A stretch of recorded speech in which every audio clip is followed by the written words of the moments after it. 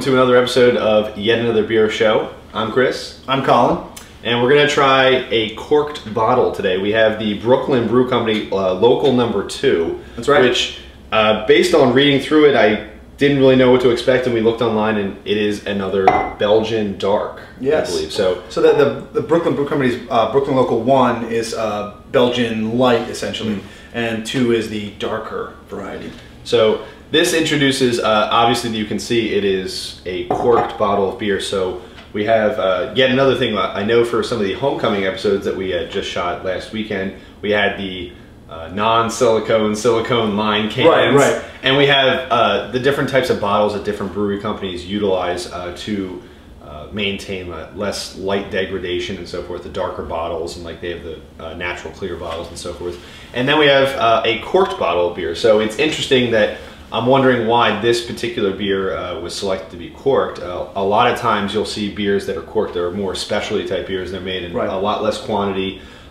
They're meant to be consumed relatively quickly, just because of it's a fresh brew, fresh batch. Yeah, so part of its style, part of its actual necessity. I'm sure in some cases, I talked to a guy that I met at a bar who's actually a brewmaster at like one of the local things. He said sometimes that they select to make larger bottles and they cork it just so that way it's like a conversation piece, and like people go, oh, that person's ordering a bottled corked beer, right? And that's different. And you get like the situation where it's like, oh, I can't open this. Yeah.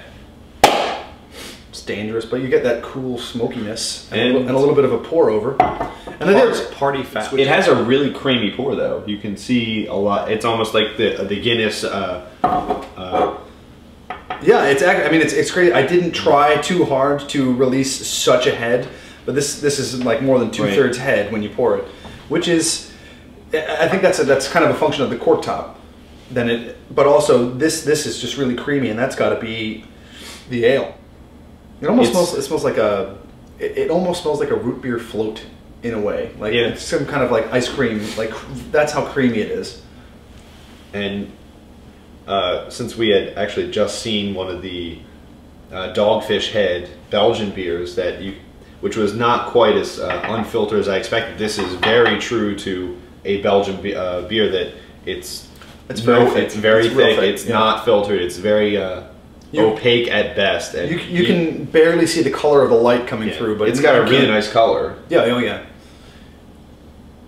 It almost looks like toffee or caramel is in the glass instead of beer, and yeah, I mean, it's just so unique that you'd pour a glass and it would have this much head for this long. And it's interesting because and I don't know if you probably can't see it, but if you look inside the bottle to the level where the beer is, there's absolutely no head in there. Just from like jostling it, like it didn't move at all. We're about here. There's no head in the bottle or anything, so it's definitely not because of me. But let's see if we can figure out a way to get some beer in our mouths. Cheers. Cheers.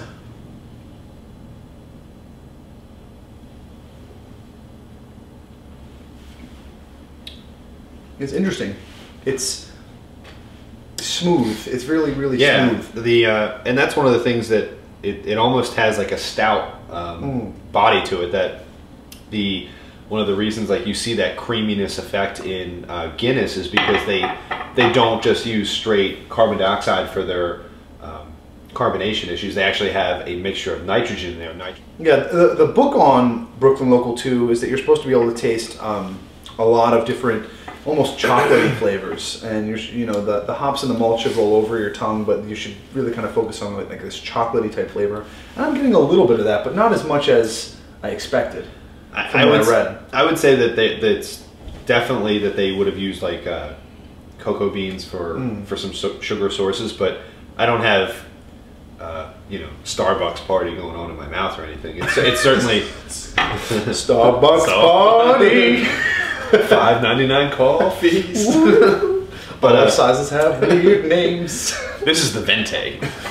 It means 20. It means 20.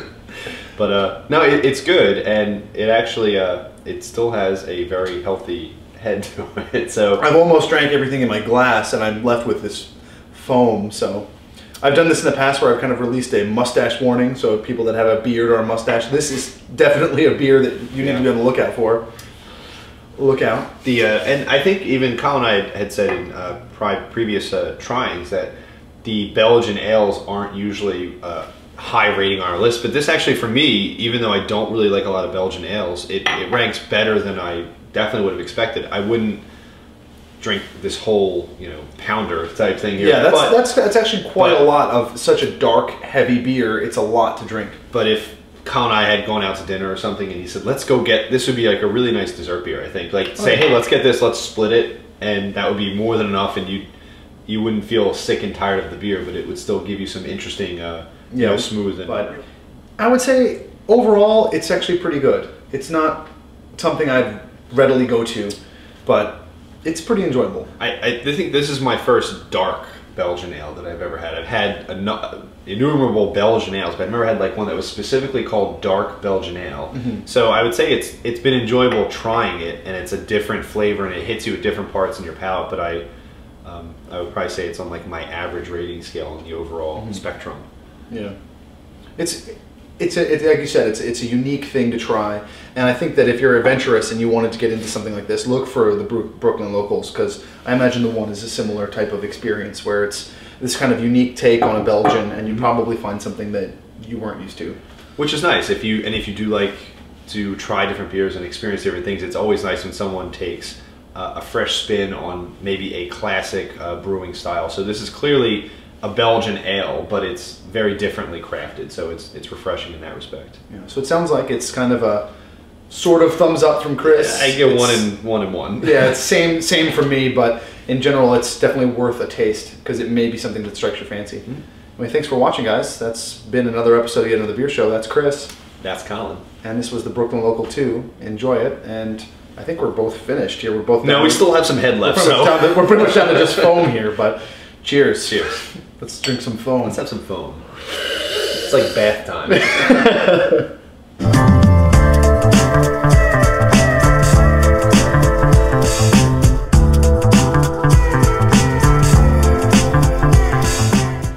Hi, and welcome to yet another cut.